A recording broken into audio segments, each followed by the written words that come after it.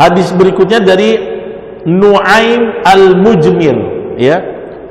Dia berkata, raqitu ma'a Abi Hurairah ala dhahril masjidi. Kata Nu'aim, aku pernah naik, maksudnya naik ke masjid. Masjidnya itu ada undakan, ya. Aku pernah jalan sama Abu Hurairah naik ke masjid, masjidnya seperti naikan. Ala dhahril masjid, ya, bahkan ke atap masjid itu. Fatawadda, kemudian dia berwudu.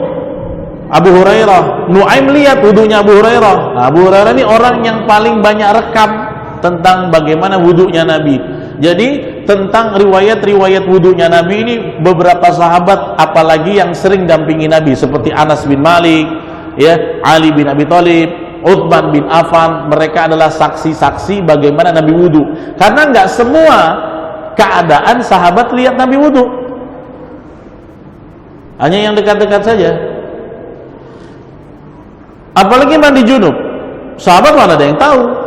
Maka tentang mandi junub biasanya riwayatnya dari istri-istri beliau, ya, dari Aisyah radhiyallahu anha. Inilah pentingnya mempelajari dari orang-orang yang dekat dengan Nabi. Abu Hurairah termasuk orang yang dekat sering melihat Nabi berwudu. Nu'aim waktu itu lagi naik ke masjid, lihat Abu Hurairah berwudu. Kemudian sambil wudu Abu Hurairah berkata, "Inni sami'tun Nabi sallallahu alaihi wasallam." Aku mendengar Nabi pernah bersabda, "Inna ummati, sesungguhnya umatku, yud'auna yaumal qiyamah, nanti akan dipanggil di hari kiamat oleh Allah, gurran muhajjalin min atharil wudu'i."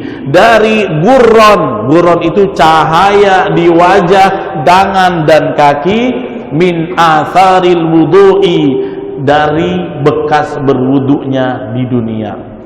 Ada tambahan, famanis tata'a minkum. Nah, ini tambahannya.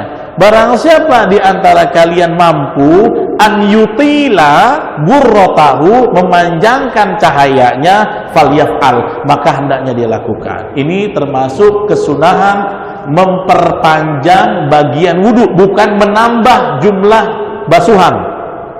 Menambah jumlah basuhan sebagaimana Imam Bukhari tadi makruh lebih dari 3. Makruh, sah tetap, tapi dimakruhkan, kariha ahlul ilmi. Tapi di sini dalam hadis ini adalah sunnahnya memanjangkan bagiannya untuk berjaga-jaga. Karena ada apa? Karena ada kata gurran muhajjalin. Gurran itu namanya gurrah, cahaya yang terpancar dari wajah. Muhajjalin dari kata tahjil, ya, cahaya yang nampak dari tangan dan kaki. Dari mana cahaya itu? Bukan dari PLN. Makanya nanti di hari kiamat Anda itu wajahnya terang benderang, tergantung bagaimana seringnya, sempurnanya wudu antum. Kalau yang jarang sholat ya pasti jarang wudu kan, mukanya suram. Jangankan di akhirat, di dunia aja begitu. Coba lihat teman-teman Anda yang jarang sholat, mukanya suram, walaupun pakai skincare semahal apapun, tidak ada gurahnya. Tapi lihat, ada orang yang, saya pernah ketemu banyak orang soleh, nggak pakai skincare apapun, nggak pakai glowingan, tapi lihat wajahnya adem aja. Kenapa? Enak aja. Kamu pakai apa sih? Nggak pakai apa-apa. Pakai apa? Wudu saja, ada cahaya. Ya. Nah karena itu Nabi pernah nyampaikan, nanti kalian akan dipanggil di hari kiamat, fulan, ya, annaka min ummati Muhammad, kamu umat Muhammad. Iya. Nanti ditanya sama Nabi. Nabi ditanya, betul nggak dia umatmu? Kan gitu ya. Dalam hadis tentang syafaat itu, iya, itu umat saya, itu umat saya, itu umat saya. Terus para ulama membahas dari mana Nabi tandai min atharil wudu, karena bekas-bekas wajahnya wudu. Itu umatku, itu umatku. Rupanya ada di antara umat Nabi nggak kenal. Nabi nggak kenal, padahal itu dia lahir di zaman Rasulullah dan seterusnya kayak kita sekarang. Tapi Nabi nggak kenal. Kenapa? Nggak ada bekas tandanya. Laisa fi wajhihi gurran, tidak ada tanda di wajahnya, nggak pernah sholat. Makanya salah satu kecelakanya orang yang nggak pernah sholat, dia terluput tidak dapat syafaat dari Nabi.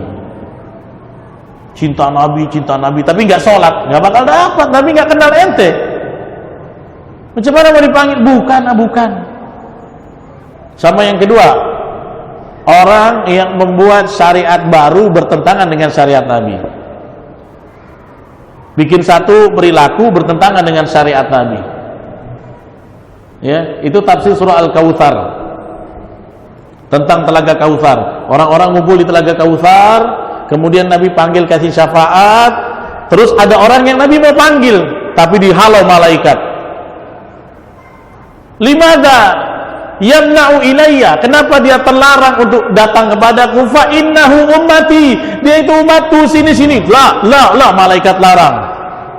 Ini tentang surat Al-Kautsar, inna a'tainakal kautsar. Malaikat mengatakan, ya Muhammad, innaka la tadri ma ahdatsu ba'dak. Muhammad, engkau tidak tahu apa yang mereka lakukan sepeninggal kamu wafat. Rupanya apa? Sepeninggal Nabi, dia bikin syariat sendiri. Kayak orang Syiah, 10 Muharram pukul badan. Itu syariat bertentangan dengan Islam. Sedekah bumi, potong kerbau, alirkan ke laut untuk Nyi Roro Kidul. Itu bikin syariat sendiri. Ini yang begini. Walaupun dia umat Muhammad sallallahu alaihi wasallam, Nabi tak bisa jangkau dia, dihalau malaikat. Apa kata malaikat? Innaka la tadri, engkau enggak tahu Muhammad ma ahdatsu. Ahdatsu itu mereka buat perkara baru tentang dengan syariat. Muhdats orangnya namanya. Ya. Nah itu. Berapa menit lagi? 10. Baik, saya selesaikan hadis yang ini, bahwasanya itulah cahaya orang yang berwudu di hari kiamat. Tapi yang pertama, kata Syekh Utsaimin, termasuk kata Imam Ibnu Hajar, saya lihat dari beberapa syarahan, ya, Imam Ibnu Hajar mengatakan bahwa beliau telah meneliti berbagai riwayat tentang kata-kata famanis tato aminkum, ya, kata-kata itu, barang siapa di antara kalian yang mampu an yutilla ghurratahu, memanjangkan cahayanya, falyaf'al. Nah, karena itu ini kata Imam Ibnu Hajar nggak dapat dari riwayat-riwayat, kecuali dari Nuaim sendiri. Riwayat yang lain nggak ada kata-kata ini. Hendaknya kalian memanjangkan. Kalau Syekh Utsaimin melarang, kalau gitu hadis ini tidak, kata-kata ini nggak bisa dimasukin hadis. Laisa min qaulin nabi wa laisa bi ahkamihi, nggak bisa dijadikan hukum, kata Syekh Utsaimin. Tapi saya melihat yang lebih lembut dari Imam Ibnu Hajar Al-Asqalani, termasuk perkara yang boleh. Ya, karena apa? Nuaim, Abu Hurairah kan orang-orang yang dekat Nabi, nggak mungkin memberikan satu tambahan untuk kesempurnaan amalan, membuat kita jauh, nggak mungkin, nggak boleh kita suudzon dengan Abu Hurairah, dengan Nuaim, nggak boleh. Nah, akhirnya banyak ulama yang memberikan stimulan. Nah, di antara kalau kamu pengen melebihkan gurron muhajjalin, cahaya wajah dan tangan dan kaki, ketika wudhu kamu lebihkan volumenya. Gimana contohnya? Ya, karena ada hadis dari Abdullah bin Umar. Abdullah bin Umar kalau wudhu sampai betis.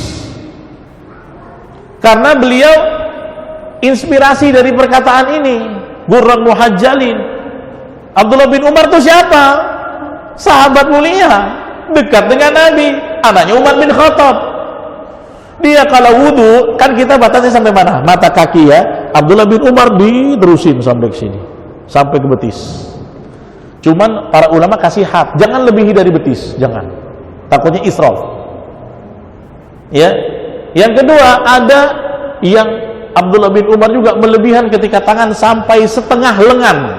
Ini kan tangan, ini lengan. Sini sampai sini lengan, setengahnya di sini.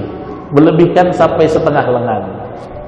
Wajah sampai mana? Sebagian ulama mengatakan wajah nggak bisa dilebihkan. Ada yang melebihkan sampai leher. Ada orang yang melebihkan. Ini boleh. Saya condong pendapat Imam Ibnu Hajar berdasarkan riwayat dari Abdullah bin Umar, boleh untuk menambah kesempurnaan. Insya Allah mudah-mudahan akan jadi cahaya tambahan di hari kiamat. Ya.